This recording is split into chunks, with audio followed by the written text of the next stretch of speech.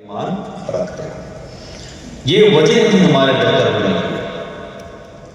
مجھے یہاں سننے والے اور اس کے بعد بھی مجھے سوشل میڈیا پر یا جن چینل پر سنیں گے، ایک سوال میں آپ سے پوچھتا ہوں ایک مسلمان ہونے کی حیثیت سے کہ جس بہتری کا ذکر قرآن کریم میں فرمایا گیا کہ ہم اس لیے بہتر ہیں، کیا ہم اس چیز کو اپنے اندر پاتے ہیں؟ اگر آپ دیکھیں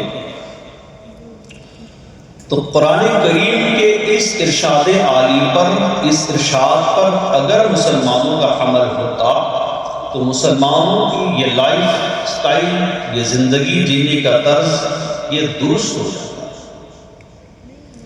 بہت پہلے کسی نے کہا تھا اور بالکل سچی بات کہی تھی، درس قرآن اگر ہم نے نہ بلایا ہوتا یہ زمانہ نہ زمانے نے دکھایا.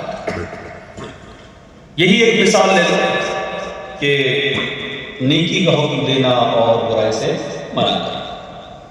یہ ہمارا کام ہے، ہمارا کور ورک ہے. مسلمان کا کور ورک کیا ہے؟ نیکی کا حکم دینا اور برائی سے منع کرنا.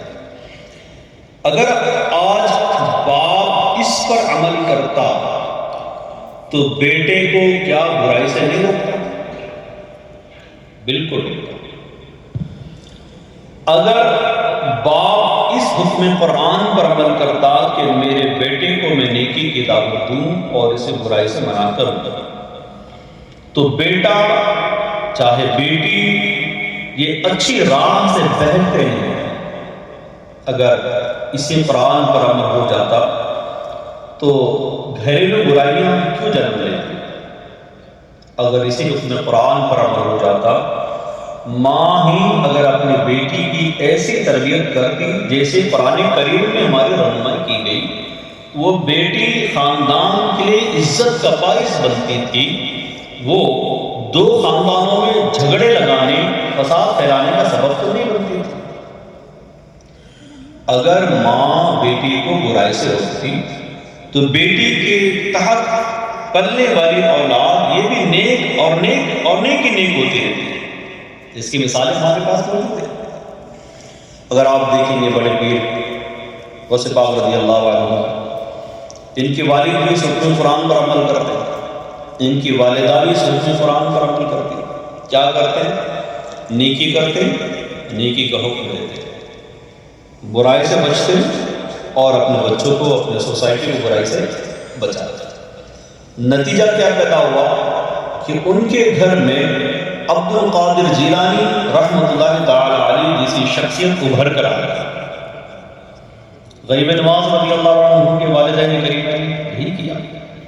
نتیجہ کیا ہوا کہ معاشرے کو ایک ایسا شخص ملا جس نے اس معاشرے کے اندر زندگی پیدا کر دی.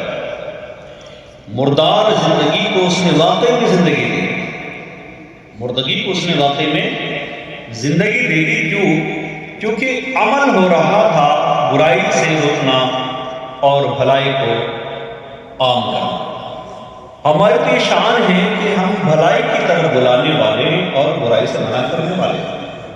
مگر حاضرین، آج ہم کو اس سے نو ٹو ڈرگز کا پروگرام تو کرنا ہی پڑ رہا ہے. مختلف NGOs اس پر لگے ہوئے ہیں. اب یہ کیوں ہوا؟ اگر ہم اس کیوں کی تہ میں جائیں گے تو کہیں نہ کہیں ہم اپنے آپ مجرم پائیں گے. دیکھو، ایک مسلمان ہونے کی حیثیت سے بات کرتا ہوں. ہماری زندگی یہ نہیں کہ دنیا میں جو کچھ کیا خلاص اس کے بعد کچھ نہیں. ہمارا عقیدہ کیا ہے؟ ہمارا ہے اس زندگی کے بعد ہم نے پلٹ کر دنیا میں نہیں آنا ہے. ہم نے اب آگے کی زندگی ہماری قبر کی ہے. قبر سے اٹھنا حشر ہے. حشر میں اللہ پاک کی بارگاہ میں ہمیں اپنے عمل کا جواب دینا پڑے گا اور اس کے بعد لاسٹ ڈیسٹینیشن ہوگا یا تو جنت اور اللہ تعالیٰ محفوظ رکھے یا تو جہنم. اب اس زندگی میں اگر ہم نیکی کرنے والے بن جائیں، یقین مانیں ہمارے بچے شرابی نہیں بنیں گے، جواری نہیں بنیں گے.